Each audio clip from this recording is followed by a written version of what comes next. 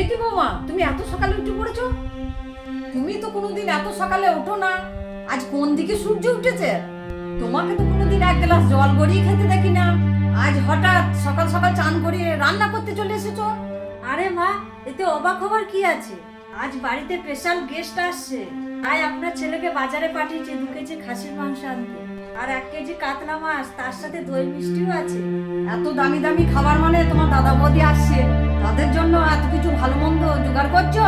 ওই তো গত মাসে আমার শরীর খারাপ করেছিল, তাই মেয়ে জামাই আমাকে দেখতে এসে আলু সেদ্ধ ভাত খেয়ে গেছে।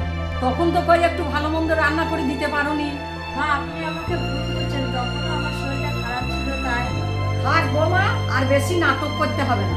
আমি ভালো করে জানি পর কোনোদিন আপন হয় না। মা, আপনি রাগারাগি না করে যান, চানটা করে ফেলুন তো। যত সব।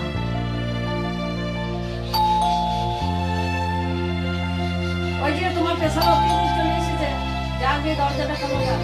মা, আমার হাতে তো কাজ, আপনি গিয়ে খুলুন না। যত সব।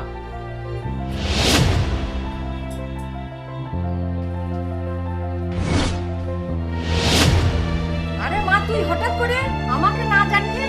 কি মা, চমকে দিলাম তো? নিশ্চয়ই তুমি বৌদির উপরে রাগ করেছো। না মানে, মা, আজ সকালে বৌদি আমাকে ফোন করে বলে, হ্যালো পিঙ্কি। হ্যাঁ বৌদি, বলো। বলছিলাম কি, তোমরা দুজন আজকের এই বাড়িতে আসবে আর সবাই মিলে মজা করে দুপুরে খাওয়া দাওয়া হবে। কিন্তু বৌদি, কোনো কিন্তু না, তুমি যদি না আসো তাহলে জানবো সেদিনের ব্যাপারে আমার উপরে রাগ করে আছো। না বৌদি, আচ্ছা ঠিক আছে, তাহলে আমরা আসবো।